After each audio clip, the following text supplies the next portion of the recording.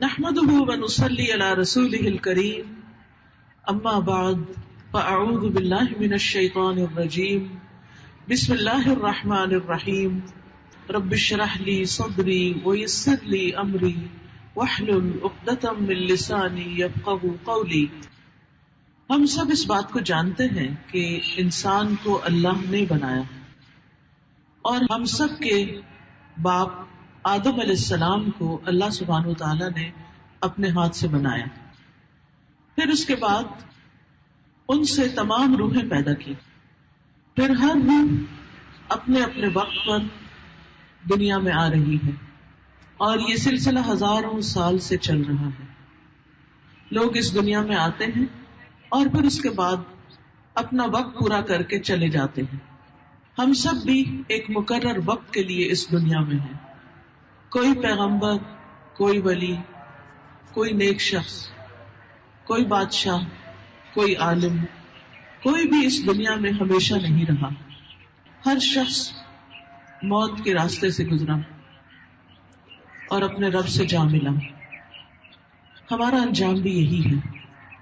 ہم جو کچھ بھی ہیں، ہم ہمیشہ ہمیشہ کے لیے یہاں رہ نہیں سکتے۔ اللہ نے یہ زندگی جو ہمیں دی ہے، یہ بہت وقتی اور عارضی زندگی ہے، اور اس میں ہمیں یہ ثابت کرنا ہے کہ ہم ایک اچھا انجام کو ڈیزرو کرتے ہیں۔ جہاں تک اس دنیا کی زندگی کا تعلق ہے تو قرآن مجید میں اللہ تعالیٰ فرماتے ہیں وَمَا الْحَيَاةُ الدُّنْيَا إِلَّا مَتَاعُ الْغُرُورِ، کہ دنیا کی زندگی دھوکے کے سامان کے سوا کچھ نہیں۔ جس چیز کو انسان بڑی چیز سمجھتا ہے، جس پر بھروسہ کرتا ہے، وہ وقت کے ساتھ ساتھ ہر چیز ساتھ چھوڑتی چلی جاتی۔ آپ دیکھیے کہ ایک بچہ کتنا کمزور پیدا ہوتا ہے، پھر بڑا ہوتا ہے، جوان ہوتا ہے، طاقتور ہوتا ہے، وہ سمجھتا ہے میں سب کچھ کر سکتا ہوں، پھر آہستہ آہستہ بڑھاپے کی طرف جاتا ہے اور ہم اپنے بڑھاپے کو کنٹرول نہیں کر سکتے۔ اسی طرح انسان علم حاصل کرتا ہے، علمی اعتبار سے بہت مضبوط ہو جاتا ہے، پھر آہستہ آہستہ کیا ہوتا ہے کہ انسان بھولنے لگ جاتا ہے اور اس کی معلومات ختم ہوتی چلی جاتی ہیں۔ جب مال اس کو ملتا ہے تو اپنے آپ کو بڑا طاقتور محسوس کرتا ہے، پھر کیا ہوتا ہے انسان مال کمانے کے قابل نہیں رہتا اور جو ہوتا ہے وہ بھی اس کی بیماریوں پہ خرچ ہوتا چلا جاتا ہے، اور یوں انسان مالی اعتبار سے بھی کمزور پڑ جاتا ہے۔ اسی طرح انسان اپنی اولاد پر ڈیپینڈ کرتا ہے کہ میرے بہت سے بچے ہیں، ایون اگر وہ بہت فرما بردار بھی ہوں تو بھی وہ ساری زندگی ساتھ نہیں رہتے، ان کی اپنی اپنی زندگیاں شروع ہو جاتی ہیں، ان کی شادی ہو جاتی ہے، ان کے اپنے بچے پیدا ہو جاتے ہیں، پھر وہ اپنے بچوں میں لگ جاتے ہیں، پھر وہ ماں باپ کو آہستہ آہستہ بھولنے لگتے ہیں، اور اسی طرح ایک دن پھر زندگی بھی ختم ہو جاتی ہے۔ تو یہ تمام تر چیزیں جن کے اوپر ہم ڈیپینڈ کرتے ہیں، جن کی وجہ سے غرور اور تکبر کرتے ہیں، یہ انسان کا ساتھ نہیں دیتی، انسان کو چھوڑ دیتی ہیں۔ یہ سب ایک نہ ایک دن بے وفائی کر جاتی ہیں، اور سب سے بڑھ کر تو خود اپنی زندگی بے وفائی کر جاتی ہے کہ وہی ختم ہو جاتی ہے، اور اس کے ساتھ ہی اس کی کہانی بھی ختم ہو جاتی ہے۔ کچھ دنوں تک لوگ یاد رکھتے ہیں، پھر آہستہ آہستہ وہ بھی بھولنے لگتے ہیں، کیونکہ یہ دنیا رہنے کی چیز نہیں، رہنے کی جگہ نہیں۔ انما هذه الحیات الدنیا متاع وان الآخرۃ ہی دار القرار، یہ دنیا کی زندگی تو معمولی فائدے کے سوا کچھ بھی نہیں، اور یقیناً آخرت وہی رہنے کا گھر ہے، رہنے کا گھر تو وہاں ہے۔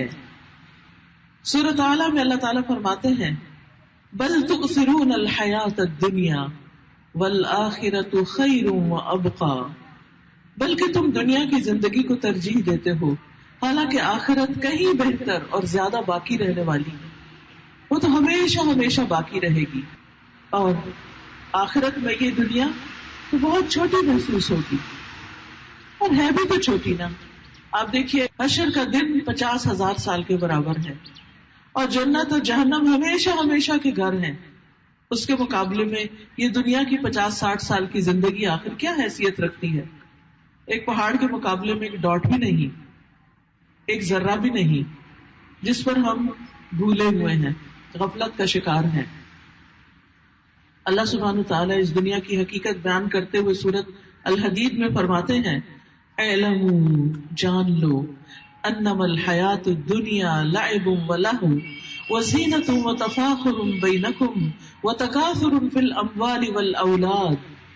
خوب جان لو کہ دنیا کی زندگی محض کھیل تماشا، زینت و آرائش، تمہارا آپس میں ایک دوسرے پر فخر کرنا اور مال اور اولاد میں ایک دوسرے سے زیادہ حاصل کرنے کی کوشش کرنا ہے کہ ہم اپنے کچھ بینچ مارک سیٹ کرتے ہیں، یہاں تک پہنچنا ہے، پھر وہ حاصل کرتے، پھر آگے پھر آگے پھر آگے، اور انسان کی ساری زندگی خواہشات کی تکمیل میں ہی گزر جاتی ہے. فرمایا یہ ایسے ہی ہے جیسے بارش ہوئی تو اس کی نباتات نے کاشتکاروں کو خوش کر دیا، پھر وہ جوبن پہ آتی ہے، پھر تم اسے زرد پڑی ہوئی دیکھتے ہو، پھر وہ بھس ہو جاتی ہے، جبکہ آخرت میں سخت عذاب ہے اور اللہ کی بخشش اور رضا بھی ہے، اور دنیا کی زندگی تو محض دھوکے کا سامان ہے. ایک سے زائد بار اللہ تعالیٰ دنیا کی زندگی کی حقیقت بتاتے ہیں کہ یہ دھوکے کا سامان ہے، کوئی اس کے پیچھے اپنی آخرت کو خراب نہ کرے، کوئی بھول نہ جائے، غفلت کا شکار نہ ہو. فرمایا الذین اتخذوا دینہم لہوا ولعبا، وہ لوگ جنہوں نے اپنے دین کو دل لگی اور کھیل بنا لیا، وغرتہم الحیات الدنیا، اور دنیا کی زندگی نے انہیں دھوکے میں ڈال دیا. آج ہم انہیں بھلا دیں گے جیسے وہ اپنے اس دن کی ملاقات کو بھولے رہے. تو جو لوگ اس دن کی اللہ سے ملاقات کو بھول کے زندگی بسر کر رہے ہیں وہ اپنے آپ کو ایک بڑے دھوکے میں مبتلا کیے ہوئے ہیں.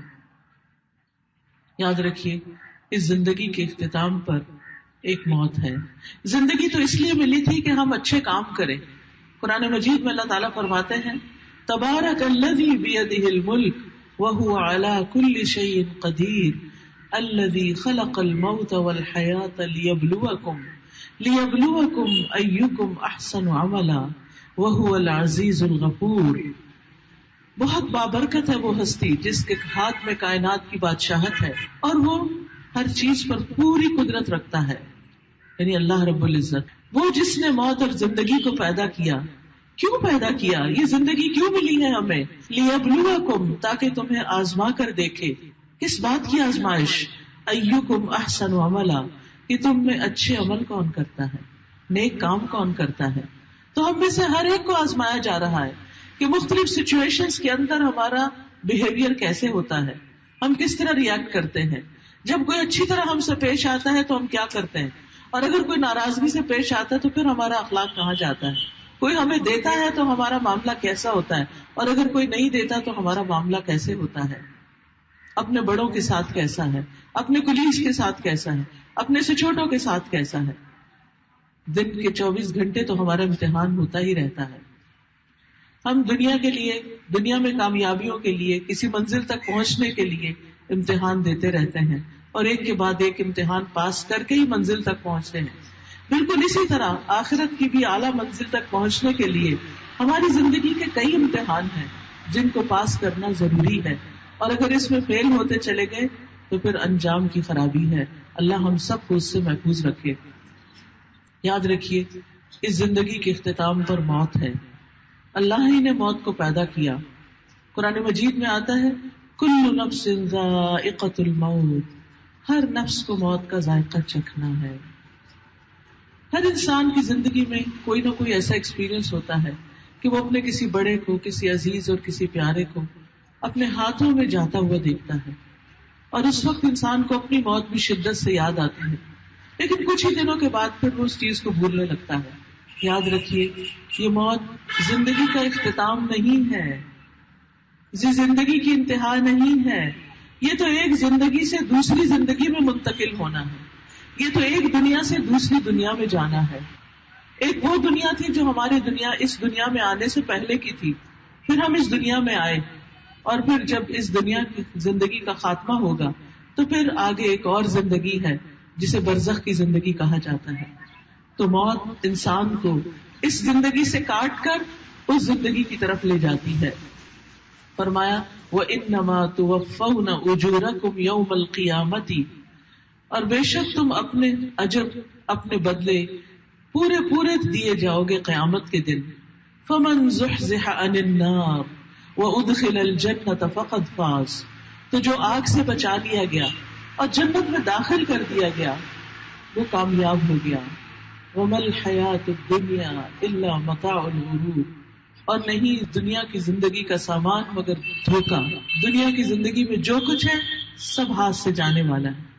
ہمارے پاس ڈھیروں جیولری بھی ہو، ہمارے وارڈروب نئے نئے برانڈ کے کپڑوں سے بھرے ہوئے ہوں، ہمارے پاس ہر رنگ کے جوتے ہوں، ہمارے پاس ہر طرح کی گاڑیاں، پرس، جو بھی ہم پسند کریں ہمارے پاس ہو، لیکن جب انسان موت کے منہ میں جاتا ہے تو اس میں سے کوئی بھی چیز ہمارے ساتھ نہیں جاتی.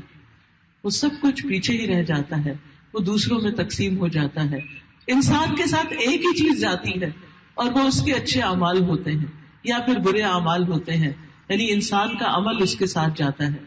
تو یہاں بتا دیا گیا کہ کامیاب کون ہے؟ جو آگ سے بچا لیا گیا اور جنت میں داخل کر دیا گیا. پھر اسی طرح اللہ سبحانہ وتعالیٰ موت کے وقت کا منظر کچھ یوں کھینچتے ہیں، وَجَاءَتْ سَكْرَةُ الْمَوْتِ بِالْحَقِّ ذَلِكَ مَا كُنْتَ مِنْهُ تَحِيدُ وَنُفِخَ فِي الصُّورِ ذَلِكَ يَوْمُ الْوَعِيدِ. اور موت کی بے ہوشی حق کے ساتھ آئے گی، یہ ہے وہ جس سے تم بھاگتے تھے. کوئی بھی انسان مرنا نہیں چاہتا، ہم میں سے ہر ایک چاہتا ہے کہ وہ جیے 1000 برس، لیکن 1000 برس کے بعد بھی موت نے تو پھر آنا ہی آنا ہے. نوح علیہ السلام کو اللہ تعالیٰ نے 1000 برس سے زیادہ زندگی دی تھی، لیکن پھر بالآخر وہ بھی چلے گئے. بڑے بڑے پیغمبر دنیا میں آئے اور سب چلے گئے. سب کو اسی راستے سے گزرنا ہے، کوئی مفر ہے ہی نہیں، کوئی بھاگنے کی جگہ ہے ہی نہیں. لیکن یاد رکھیے کہ موت کے وقت 2 طرح کے فرشتے آتے ہیں. نیک لوگوں کے پاس نیک فرشتے آتے ہیں اور وہ ان کو خوش آمدید کہتے ہیں، یا ایتھا النفس المطمئنہ کہتے ہیں. لیکن جو لوگ برے برے کاموں میں مصروف ہوتے ہیں، جنہوں نے اپنی زندگی غفلت میں گزاری ہوتی ہے، ان کے پاس جو فرشتے آتے ہیں وہ ان کی بری طرح خبر لیتے ہیں اور ان کے ساتھ سختی سے پیش آتے ہیں. اللہ تعالیٰ فرماتے ہیں کاش تم دیکھتے جب ظالم لوگ موت کی سختیوں میں ہوتے ہیں اور فرشتے اپنے ہاتھ پھیلائے ہوئے ہوتے ہیں. وہ کہتے ہیں نکالو اپنی جانیں، آج تمہیں ذلت کا عذاب دیا جائے گا، اس کے بدلے جو تم اللہ پہ ناحق باتیں کہتے تھے اور تم اس کی آیات سے تکبر کرتے تھے. یعنی جب قرآن کی آیات تمہیں پڑھ کر سنائی جاتی تھی تو تم ان پر توجہ نہیں کرتے تھے اور ان کو معمولی چیز سمجھتے تھے. تو بہرحال موت کا یہ مرحلہ پار ہوتا ہے تو پھر اس کے بعد انسان کفن دفن کے بعد دوبارہ قبر میں دفن کر دیا جاتا ہے. ہم جانتے ہیں کہ قبر مٹی کا گھر ہے. قرآن مجید میں آتا ہے منہا خلقناکم وفیہا نعیدکم ومنہا نخرجکم تارۃ اخری، کہ اسی سے ہم نے تمہیں پیدا کیا. انسان مٹی سے بنا ہے، اسی کی طرف تم واپس جاؤ گے، مٹی میں ہی دوبارہ مل جاؤ گے، پھر قیامت کے دن اسی سے نکالے جاؤ گے اور پھر دوبارہ پھر تم اللہ کی طرف لوٹائے جاؤ گے. ومنہا نعیدکم تارۃ اخری. یاد رکھیے جب کسی کی موت کا وقت آ جاتا ہے تو اللہ تعالیٰ اسے ہرگز مہلت نہیں دیتا، پھر اس کی زندگی آگے نہیں جاتی، پھر انسان کو اللہ کے پاس جانا ہی ہوتا ہے. اور پھر آپ دیکھیے کہ ہر ایک نے لوٹنا ہے اور پھر مومن اطمینان کے ساتھ اللہ کی طرف جاتا ہے، جبکہ کافر اور منافق تکلیف میں واپس جاتا ہے. اور مومنوں میں سے بھی جو نیک لوگ اور مقرب لوگ ہوتے ہیں ان کے پاس فرشتے آتے ہیں تو وہ کہتے ہیں فَأَمَّا إِن كَانَ مِنَ الْمُقَرَّبِينَ فَرَوْحٌ وَرَيْحَانٌ وَجَنَّةُ نَعِيمٍ وَأَمَّا إِن كَانَ مِنْ أَصْحَابِ الْيَمِينِ فَسَلَامٌ لَكَ مِنْ أَصْحَابِ الْيَمِينِ. بس اگر وہ مقربین میں سے ہے تو اس کے لیے راحت اور عمدہ رزق اور نعمت والی جنت ہے، لیکن اگر وہ دائیں ہاتھ والوں میں سے ہے تو کہا جاتا ہے تجھ پر سلام ہو، تو دائیں ہاتھ والوں میں سے ہے.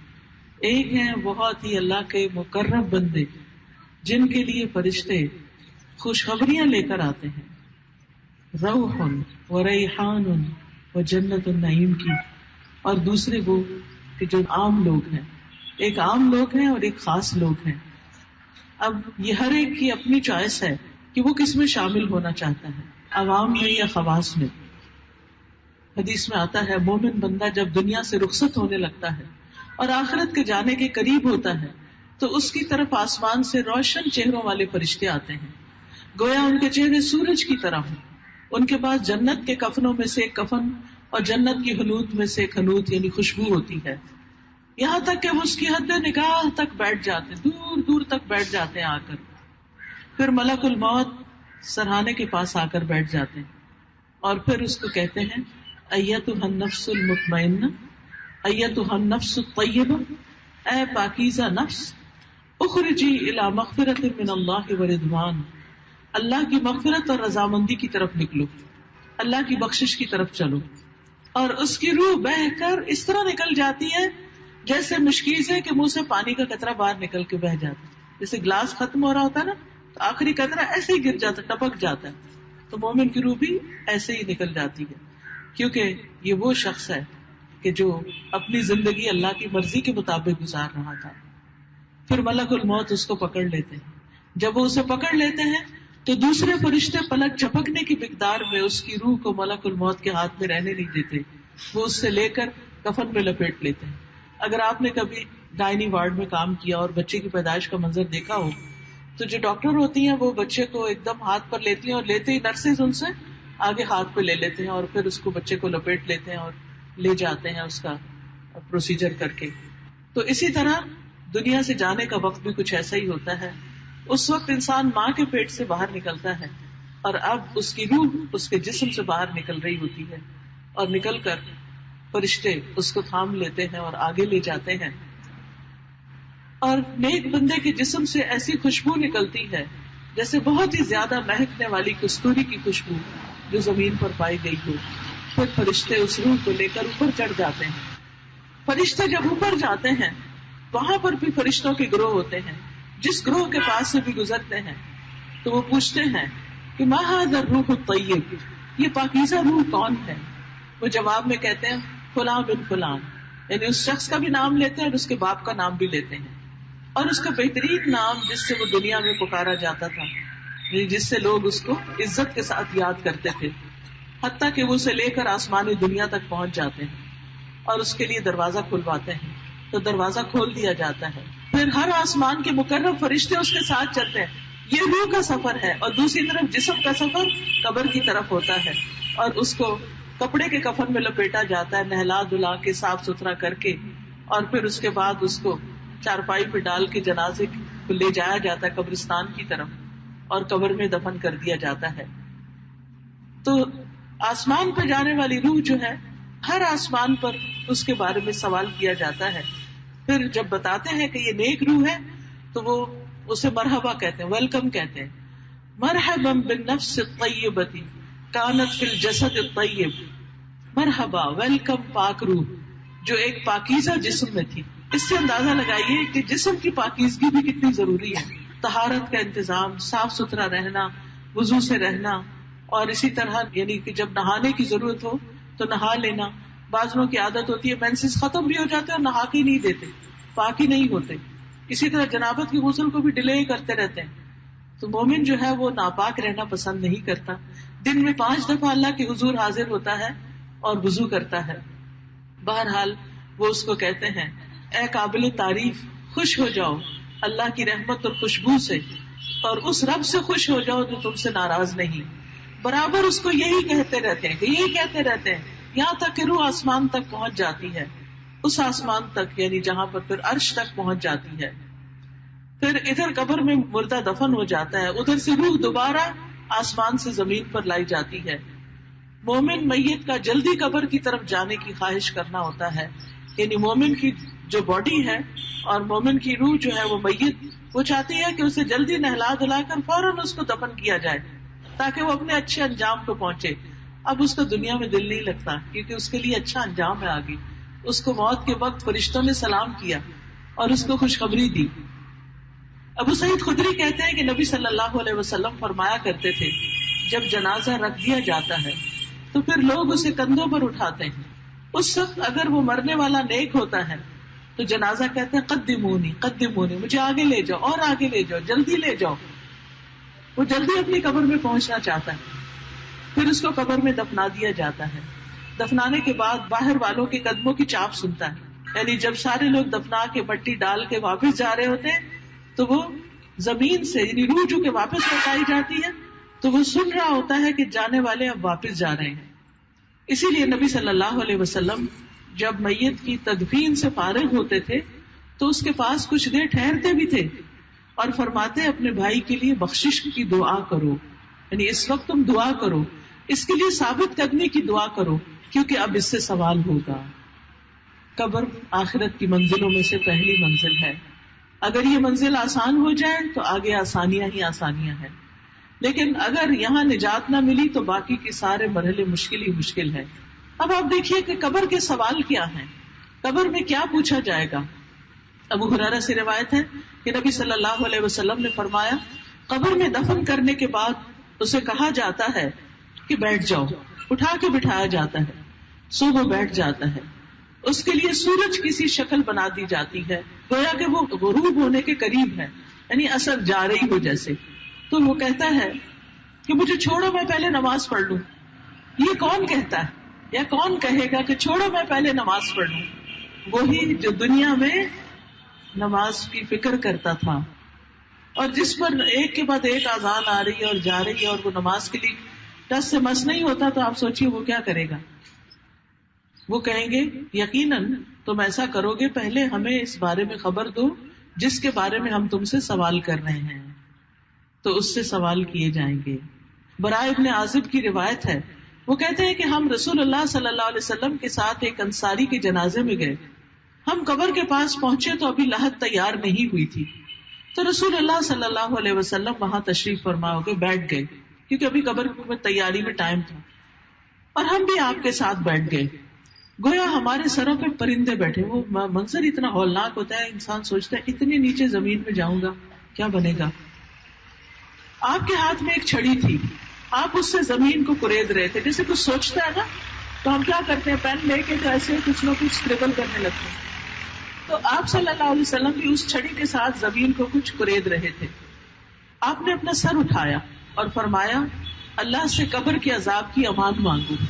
آپ نے 2 یا 3 بار یہ بات فرمائی اور فرمایا جب لوگ واپس جاتے ہیں تو میت ان کے قدموں کی آہٹ سنتی ہے، جبکہ اس سے پوچھا جا رہا ہوتا ہے اے فلاں تیرا رب کون ہے، تیرا دین کیا ہے، تیرا نبی کون ہے۔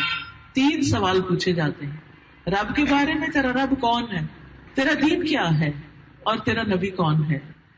فرمایا اس کے پاس 2 فرشتے آتے ہیں اور اسے بٹھاتے ہیں اور اسے کہتے ہیں من ربو کا، وہ کہتا ہے میرا رب اللہ ہے، ربی اللہ۔ پھر وہ پوچھتے ہیں ما دینو کا، تیرا دین کیا ہے، وہ کہتا ہے دینی الاسلام، میرا دین اسلام ہے۔ پھر وہ پوچھتے ہیں یہ شخص جو تمہاری طرف بھیجا گیا وہ کون ہے، وہ کہتا ہے وہ رسول اللہ صلی اللہ علیہ وسلم۔ پھر وہ کہتے ہیں تمہیں یہ کیسے پتا چلا، فرشتے یہ سوال بھی کرتے ہیں کہ تمہیں یہ باتیں کہاں سے پتا چلی، وہ کہتا ہے قرأت کتاب اللہ فآمنت به وصدقت، میں نے اللہ کی کتاب پڑھی، میں اس پر ایمان لایا اور اس کی تصدیق کی۔ میں نے اللہ کی کتاب پڑھی، قرآن پڑھا اور میں اس پر ایمان لایا کہ جو کچھ اس میں ہے سچ ہے۔ اس لیے کتنا ضروری ہے کہ ہم دنیا کی تعلیم کے ساتھ ساتھ اپنی زندگی کا کچھ وقت ضرور نکالیں کہ جس میں ہم قرآن کو سمجھ کر پڑھیں اور اپنے انجام کے بارے میں فکر کریں۔ اس پر وہ فرشتے کہتے ہیں، پھر آسمان سے منادی اعلان کرتا ہے قد صدق عبدی فافرشوہ من الجنہ، میرے بندے نے سچ کہا، اسے جنت کا بستر بچھا دو، اس کو جنت کا لباس پہنا دو، اس کے لیے جنت کی طرف سے دروازہ کھول دو۔ فرمایا جنت کی ہوائیں وہاں سے آنے لگتی ہیں، راحتیں اور خوشبوئیں آتی ہیں، اور قبر کو کھلا کر دیا جاتا ہے، یعنی اس کو فیل ایسے ہوتا ہے جیسے بہت کھلی ہو گئی ہے۔ پھر کافر اور منافق کی موت کا ذکر کیا اور فرمایا اس کی روح اس کے جسم میں لوٹائی جاتی ہے، اور وہ اس کے پاس آتے ہیں یعنی منکر نکیر، اور پوچھتے ہیں تیرا رب کون ہے، وہ کہتا ہے ہاں ہاں لا ادری، مجھے نہیں پتا کون ہے۔ پھر اس سے پوچھتے تیرا دین کیا ہے، وہ کہتا ہے ہاں ہاں لا ادری، مجھے نہیں خبر، میں نہیں جانتا۔ پھر اس پوچھتے ہیں یہ کون آدمی ہے جو تمہارے اندر بھیجا گیا تھا، وہ کہتا ہے ہاں ہاں لا ادری، مجھے نہیں پتا۔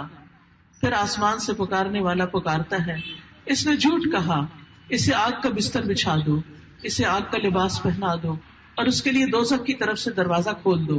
پھر فرمایا اس کی طرف جہنم سے تپش والی سخت گرم ہوا آنے لگتی ہے، اس پر قبر کو تنگ کر دیا جاتا ہے اور اس کی پسلیاں ایک دوسرے کے اندر ہو جاتی ہیں۔ نبی صلی اللہ علیہ وسلم نے ایک موقع پر انگلیوں کو ایک دوسرے کے اندر ڈال کے دکھایا۔ پھر اس کے اوپر ایک اندھا گونگا فرشتہ مقرر کر دیا جاتا ہے جس کے پاس بھاری گرز ہوتا ہے.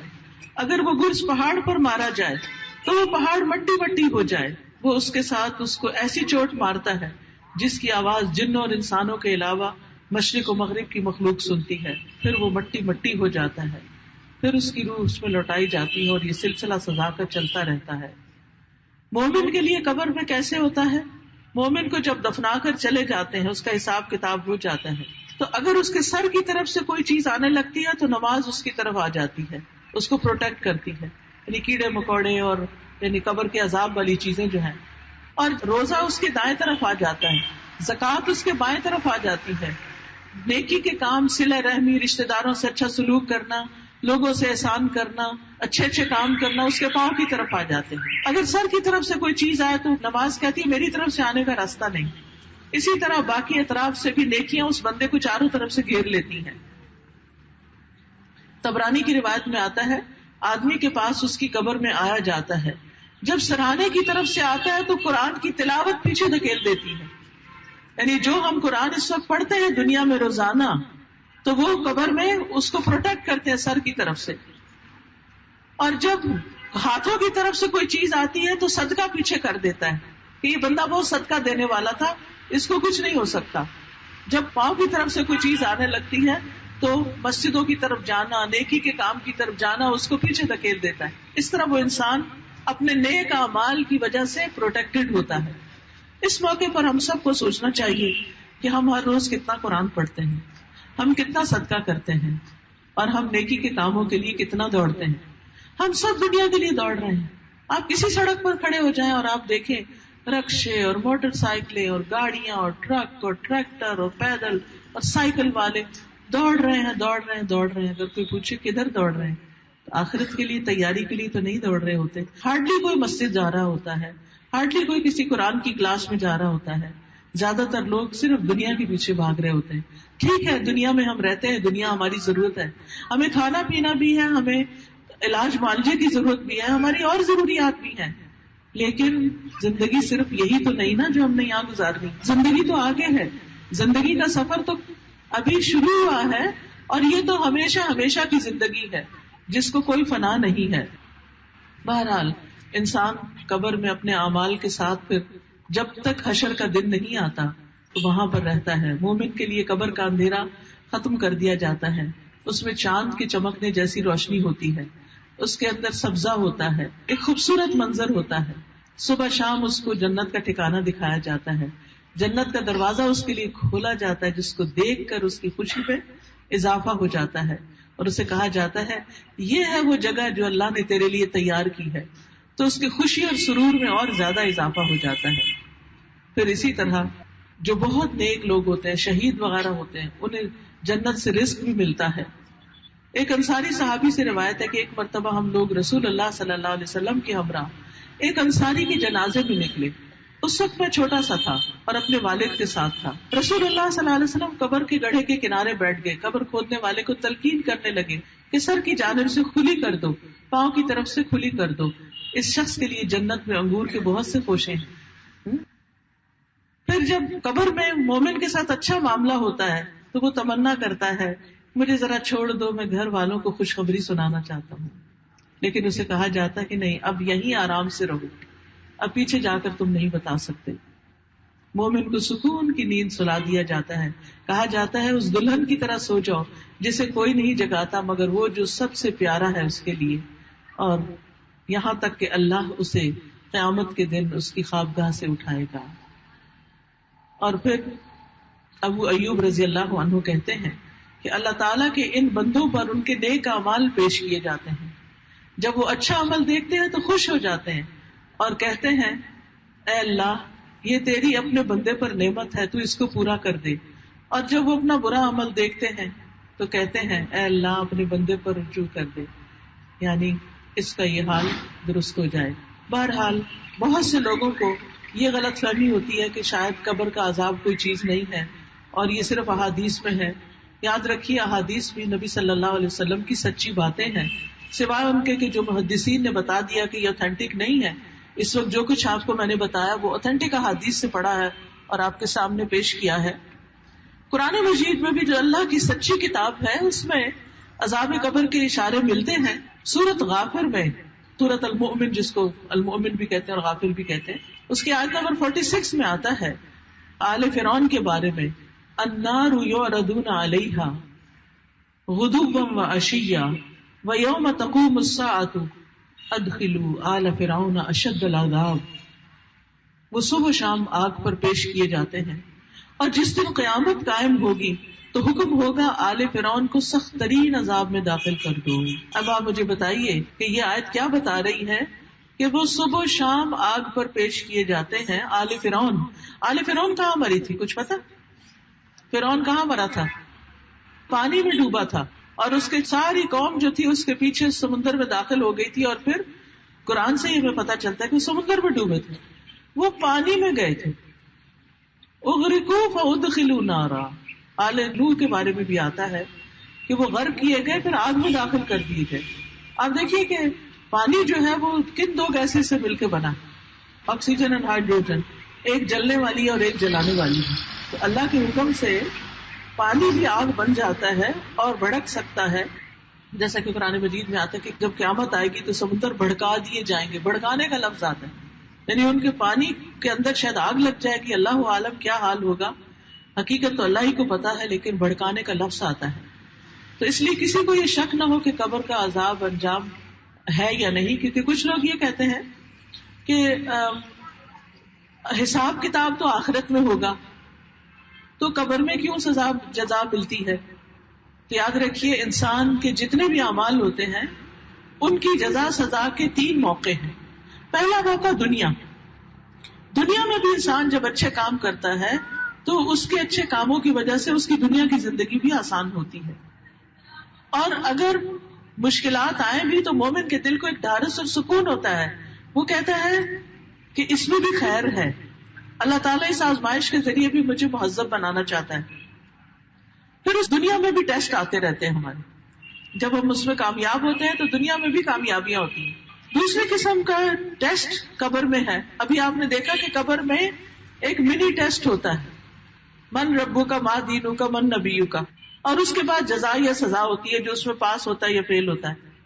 پھر اس کے بعد سب سے بڑا امتحان ہے فائنل.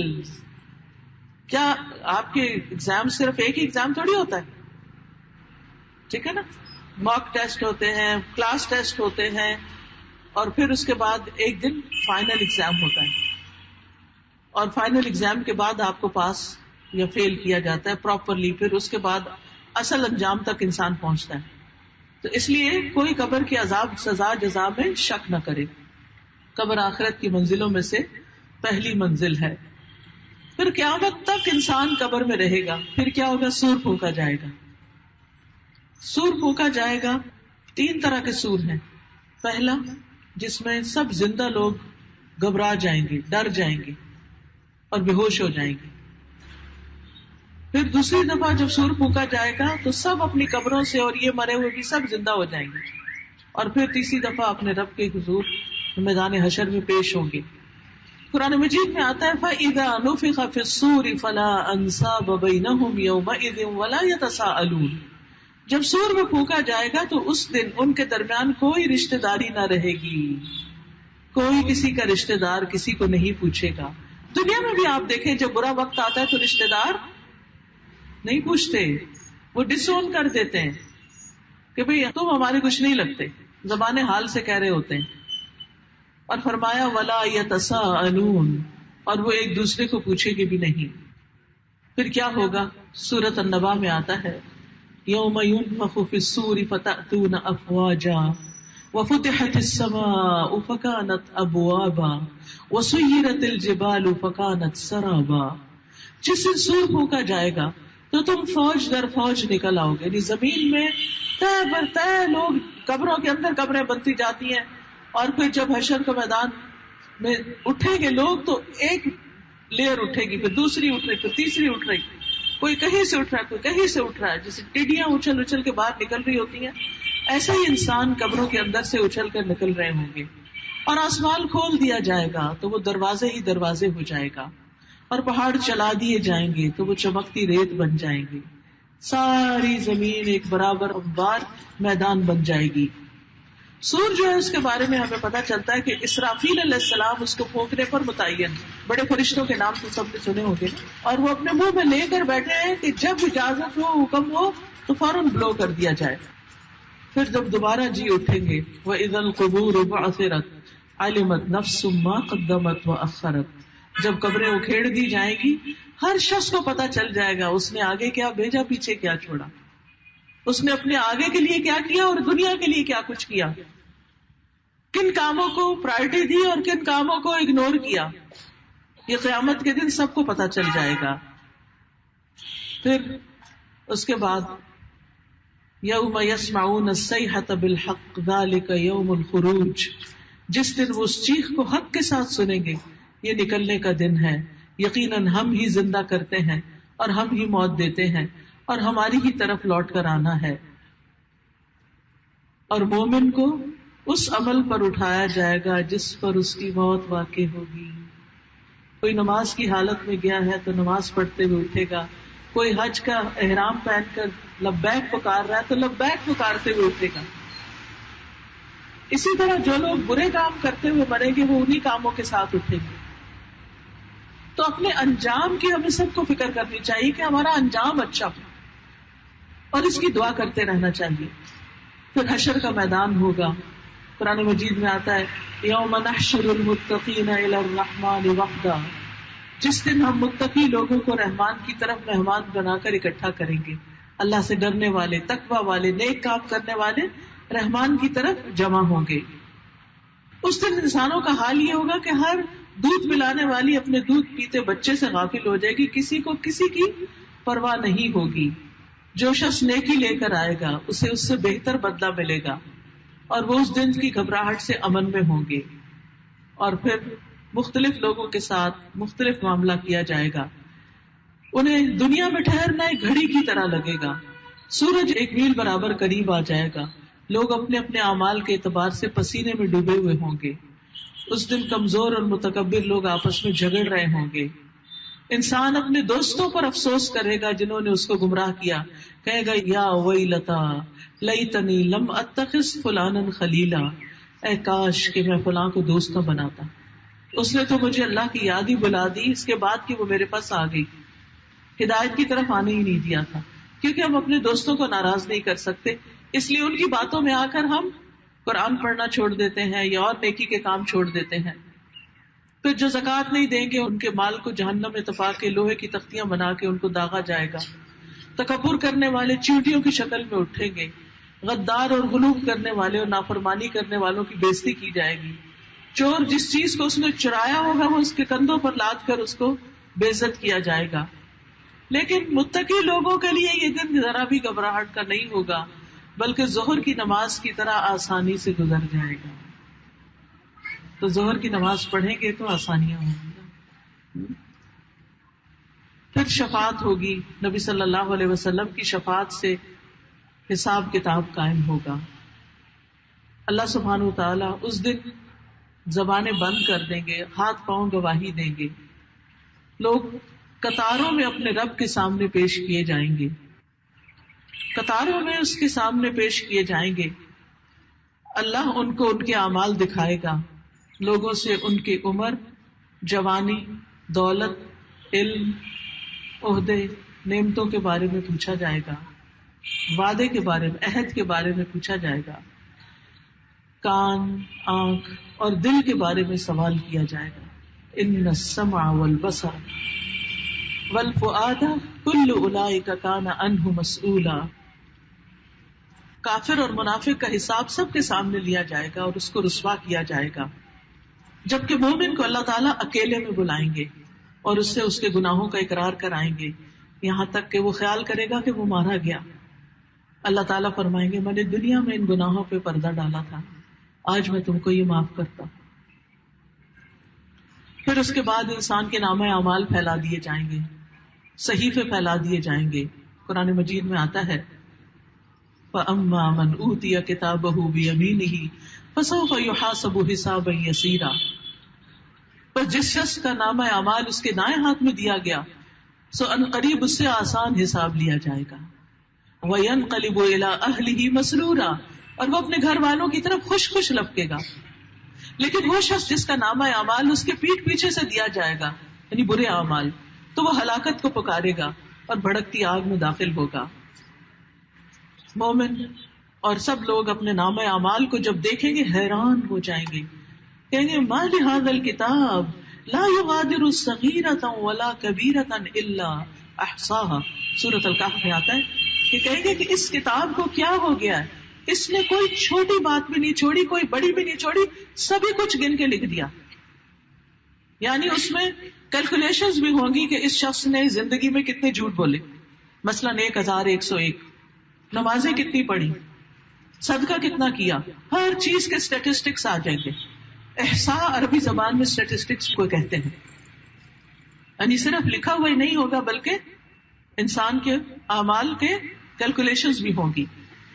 مومن دائیں ہاتھ میں لے کر خوش ہوگا نامہ اعمال، منافق لے کر چھپا لے گا، شرمندہ ہوگا کیونکہ وہ رسوائی کا باعث ہوگا. اس کے بعد اگلا سٹیپ یہ ہے کہ میزان ہوگا. قرآن مجید میں آتا ہے والوزن یومئذ الحق، وزن آج حق ہے، برحق ہے. ہر ایک کے نامہ اعمال تولے جائیں گے. اور یہ کس طرح ہوں گے؟ کچھ تو بک آف ڈیڈ بھی ہوگی، جو ہم نے کیا وہ بکس کی شکل میں ہوگا. ہمارے اعمال جو ہے وہ شکلیں بن کے آئیں گے، یعنی جیسے قربانی کا جانور جو ہے تو وہ اس شکل میں آئے گا.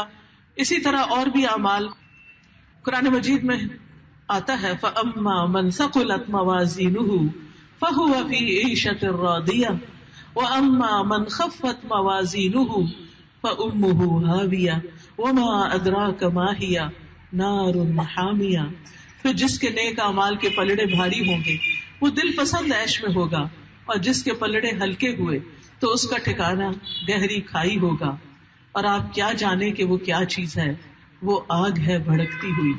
تو اس سے آپ اندازہ لگائیں کہ وزن جو ہے نامہ اعمال کا وہ کتنا برحق. اس دن انسان چھوٹی سے چھوٹی نیکی کی بھی قدر کرے گا کہ یہ مجھے مل جائے. کوئی کسی کو اپنی نیکی نہیں دے گا، کوئی شیئرنگ نہیں ہوگی کہ اچھا تمہارے چلو دنیا میں تو ایسا ہم کہتے ہیں اچھا تمہارے ایک کم ہے چلو مجھ سے لے لو. کسی کا پین ختم ہو جائے تو ہم کہتے ہیں اچھا میرے سے لکھ لو. ایگزام ہوتا ہے نا، جیسے لکھتے لکھتے اگر پہلے تو فاؤنٹین پین سے لکھا کرتے تھے جب ہمارے ایگزامز ہوتے تھے تو وہ پین کی سیاہی ختم ہو جاتی تھی، بھرنے کا اتنا ٹائم نہیں ہوتا تھا تو جلدی سے دوسرا پین لے لیا. لیکن وہاں ایسی کوئی چیز نہیں ہوگی کہ کسی کی نیکی کم پڑے اور اس کو کوئی دوسرا دے دے. اب اس کے بعد لوگ سخت پچھتائیں گے کہ جن کے اعمال نامے کم ہوں گے. آگے حوض کوثر ہوگا. حوض کوثر حشر کے میدان میں ہے اور نبی صلی اللہ علیہ وسلم وہاں موجود ہوں گے. جو ان کے ہاتھ سے ایک بار پانی پی لے گا وہ کبھی بھی پیاسا نہیں ہوگا. لیکن کچھ لوگ حوض کوثر سے محروم رکھے جائیں گے. یہ وہ لوگ ہوں گے جنہوں نے دین میں نئی نئی چیزیں نکالنی، یعنی جو قرآن اور سنت میں نہیں تھی اپنے پاس سے طریقے ایجاد کر لیے. اس کے بعد مومنوں کا امتحان ہوگا، یعنی اللہ کا دیدار ہوگا، اور جو دنیا میں اللہ کی معرفت رکھتے ہیں وہ اللہ کو پہچان جائیں گے، اور جو نہیں پہچانتے وہ وہاں بھی پہچان نہیں پائیں گے. اور پھر ان کو سجدہ کرنے کی طرف بلایا جائے گا تو جو دنیا میں نماز نہیں پڑھتے ان کی کمریں تختے کی طرح اکڑ جائیں گی، وہ جھک نہیں سکیں گے. اس کے بعد سب پل صراط کی طرف جائیں گے. اب یہ آخری مرحلے سے پہلا مرحلہ ہے پل صراط کا. ایک یہودی نے رسول اللہ صلی اللہ علیہ وسلم سے سوال کیا جس دن زمین دوسری زمین سے اور آسمان بدل جائیں گے تو لوگ کہاں ہوں گے؟ تو رسول اللہ صلی اللہ علیہ وسلم نے فرمایا وہ پل صراط سے پہلے اندھیرے میں ہوں گے. اس دن اللہ اپنے نبی کو، قرآن مجید میں آتا ہے یوم لا یخزی اللہ النبی والذین آمنوا معہ نورہم یسعی بین ایدیہم وبایمانہم یقولون ربنا اتمم لنا نورنا واغفر لنا انک علی کل شیء قدیر. اس دن اللہ اپنے نبی کو اور ان لوگوں کو جو ایمان لائے ان کے ساتھ رسوا نہیں کرے گا. ان کا نور ان کے آگے آگے اور دائیں جانب دوڑ رہا ہوگا اور وہ کہہ رہے ہوں گے اے ہمارے رب ہمارے لیے ہمارا نور پورا کر دے اور ہمیں بخش دے، یقیناً تو ہر چیز پر قادر ہے. تو اس دن پل صراط پر یاد رکھیے ہر ایک کا صرف اپنا نور ہوگا، کوئی اور روشنی نہیں. آپ نے کبھی سفر کیا ہوگا رات کے وقت، کچھ جگہوں پر تو مین سٹریٹس میں لائٹس ہوتی ہیں لیکن ذرا سا آپ سٹی سے باہر نکلتے ہیں, کسی ولیج کے اندر کار لے جاتے ہیں تو کیا ہوتا ہے؟ کون سی روشنی ہوتی ہے پھر؟ اپنی ہی کار کی روشنی ہوتی ہے. اور اگر وہ لائٹیں بجھ جائیں تو آپ پچ ڈارک اندھیرے میں کھڑے ہوتے ہیں. تو ایسے ہی پل صراط کے اوپر ہر ایک کی اپنی اپنی لائٹ ہوگی. وہ بال سے زیادہ باریک ہے, تلوار سے زیادہ تیز ہے. کچھ مومن آنکھ کے جھپکنے کی طرح گزر جائیں گے, کچھ بجلی کے چمکنے کی طرح, کچھ تیز آندھی کی طرح, کچھ پرندوں کی اڑان کی طرح, کچھ عمدہ نسل کے گھوڑوں اور اونٹوں کی طرح بھاگتے ہوئے گزر جائیں گے, کچھ صحیح سلامت نجات پا کر گزر جائیں گے, کچھ زخمی کر کے چھوڑ دیے جائیں گے, کچھ کو جہنم میں الٹا پھینک دیا جائے گا. اس وقت سبھی گھبرائے ہوئے ہوں گے کہ پتہ نہیں ہم پار کر سکتے کہ نہیں. کبھی آپ باریک دیوار پہ کھڑے ہو تو آپ جم کے بھی کھڑے ہو تو صرف نیچے کی گہرائی دیکھ کے ڈر لگ رہا ہوتا ہے اور پاؤں کانپنے لگتے ہیں. کہاں یہ کہ انسان نیچے جہنم کی چیخیں دیکھے اور اوپر سے گزر رہا ہو. وہ گزرنا کتنا مشکل ہوگا. جن کے اعمال نامے تولنے کے بعد نیک عمل کم ہوں گے وہ اس میں نیچے گر جائیں گے. اور جہنم کے 7 دروازے ہیں. ہر دروازے کے لیے لوگ تقسیم کیے ہوئے ہیں کہ کون کس دروازے سے اندر جائے گا اپنے اپنے اعمال کے مطابق. اور پھر وہاں پر کوئی ٹھنڈی پینے کی چیز نہ ہوگی. اس میں کافر داخل ہوں گے. پھر مومنوں میں سے جو نافرمان ہوں گے, منافق ہوں گے, وہ جہنم میں داخل ہوں گے. جہنم کی آگ دنیا کی آگ سے 70 گنا زیادہ تیز ہے. جہنم میں کافر کی جسامت بڑھا دی جائے گی, بہت موٹا ہو جائے گا, یہاں تک کہ ایک ڈاڑھ احد پہاڑ جتنی ہو جائے, بہت موٹا, تاکہ خوب جل سکے. جب نیک لوگ اس پل کو پار کر لیں گے تو آگے کنترا ہوگا. کنترا چھوٹی پلی ہے اور اس میں لوگوں کو نہلا دھلا کے صاف ستھرا کر کے دلوں کے کینے بغض نکال کے, کیونکہ بعض اوقات ایسا ہوتا ہے نا, 2 انتہائی نیک لوگ ہوتے ہیں مگر ان کی آپس میں نہیں بنتی. تو اب جنت میں تو ایسے نہیں رہنا نا. جنت والوں کے دل تو ایک دل کی طرح ہوں گے. تو وہ دنیا میں ہمیں انسانوں سے جو چھوٹی موٹی تکلیفیں پہنچ جاتی ہیں, دل خراب ہو جاتا ہے, کچھ باتیں ہم بھول جاتے ہیں, کچھ کبھی بھول ہی نہیں پاتے, تو یہ اس پلی کے اوپر, اس کنترا کے اوپر سب صاف کر دی جائیں گی. اس کے بعد جنت میں جائیں گے.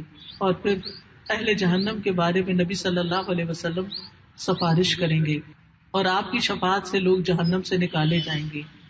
نبی صلی اللہ علیہ وسلم بار بار آئیں گے اور سفارش کریں گے, حتیٰ کہ جس کے دل میں رائی کے دانے برابر بھی ایمان ہوگا اس کو بھی وہاں سے نکال لیے جائیں گے.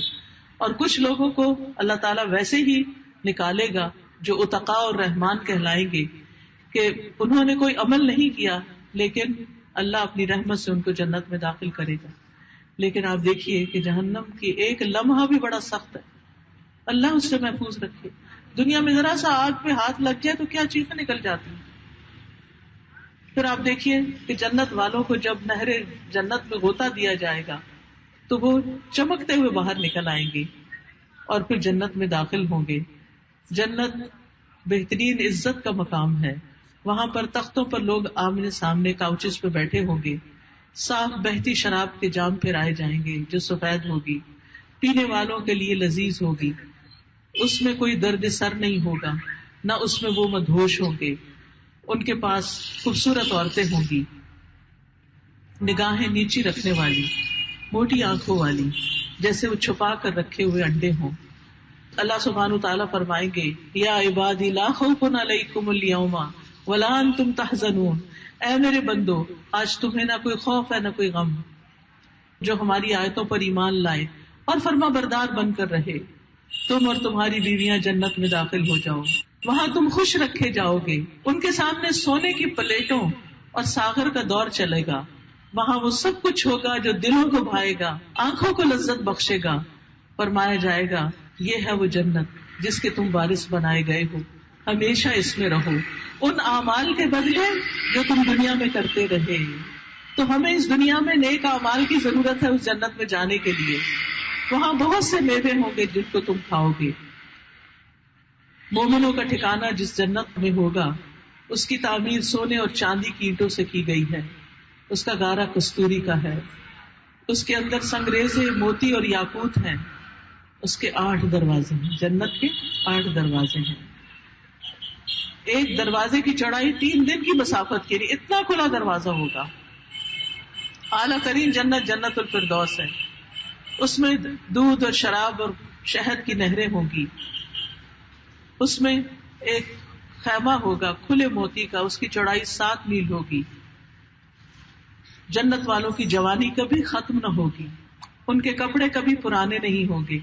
ان کے بالوں کو سنوارنے کے لیے سونے کی کنگھیاں ہوں گی. ان کا پسینہ کستوری کی خوشبو ہوگا. ان کی عورتیں خوبصورت، کنواری اور نازو انداز دکھانے والی ہوں گی. سب سے پہلے محمد صلی اللہ علیہ وسلم اور انبیاء جنت میں داخل ہوں گے. سب سے چھوٹے درجے کا جنتی وہ ہوگا کہ جو خواہش کرے گا تو اس کی خواہش سے 10 گنا زیادہ جنت اس کو دے دی جائے گی. وہاں خادم چھوٹی عمر کے بچے ہوں گے جیسے بکھرے ہوئے موتی ہوں. جنت کی عظیم نعمت اللہ کا دیدار ہے، اللہ کی رضامندی اور ہمیشہ کی جنت جس سے کبھی نہیں نکالے جائیں گے.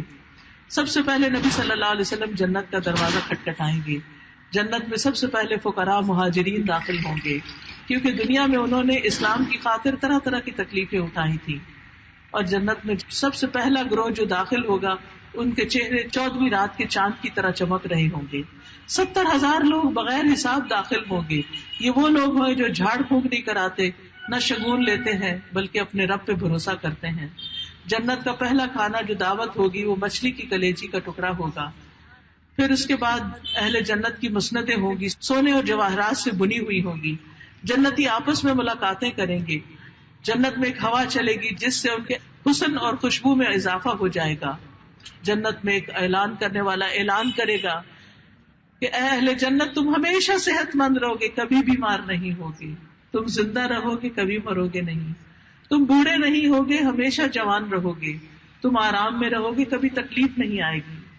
وَنُودُوا أَن تِلْكُمُ الْجَنَّةُ أُورِثْتُمُوهَا بِمَا كُنتُمْ تَعْمَلُونَ. اور پھر کچھ چہرے تر و تازہ ہوں گے، وہ اپنے رب کی طرف دیکھ رہے ہوں گے. رب کی طرف دیکھ کر ان کا حسن اور بڑھ جائے گا خوشی کی وجہ سے. اور جنت کی اعلیٰ ترین نعمت رب کا دیدار ہوگا. ہر جمعے کو یوم المزید کو اللہ تعالیٰ کا دیدار ہوگا. اور جنت میں پہنچنے کے بعد موت کو ذبح کر دیا جائے گا ایک مینڈے کی شکل میں لا کے. جنت والے انتہا درجے سے خوش ہو جائیں گے، اور جہنم والے اگر غم سے مر سکتے تو مر جاتے کہ اس کے بعد اب کبھی خاتمہ ہی نہیں، تکلیف ختم ہی نہیں ہوگی. تو اللہ تعالیٰ سے ہم دعا کرتے ہیں کہ اللہ ہمارے گناہوں کو معاف فرما دے، ہماری توبہ قبول کر لے، ہمیں بغیر حساب اور عذاب کی جنت میں داخل فرمائے، ہمیں قبر اور آگ کے عذاب سے پناہ دے، اور ہمیں اپنا دیدار نصیب فرمائے، اور ہمیں نبی صلی اللہ علیہ وسلم کے ساتھ رکھے. اللہ سبحانہ و تعالیٰ اس کالج کو، اس کی انتظامیہ کو بہترین جزا دے، اور آپ بچیوں کو بھی اللہ تعالیٰ بہترین جزا دے کہ جنہوں نے بہت پیشنس کے ساتھ اور بہت عمدہ طریقے سے یہ ساری باتیں سنی. مجھے امید ہے کہ ان سے کچھ نہ کچھ رہنمائی ملی ہوگی. میری آپ لوگوں سے یہی درخواست ہے کہ اپنی خاطر کسی پر احسان نہیں، اپنی زندگی میں تھوڑا سا وقت، چاہے ہفتے میں 1 دن نکالیں، قرآن کے ترجمے کو پڑھنے کے لیے ضرور نکالیں، تاکہ آپ ڈائریکٹ اپنی آنکھوں سے دیکھیں کہ آپ کے رب نے کیا فرمایا، اور اس کی روشنی میں اپنی زندگی کا راستہ طے کریں.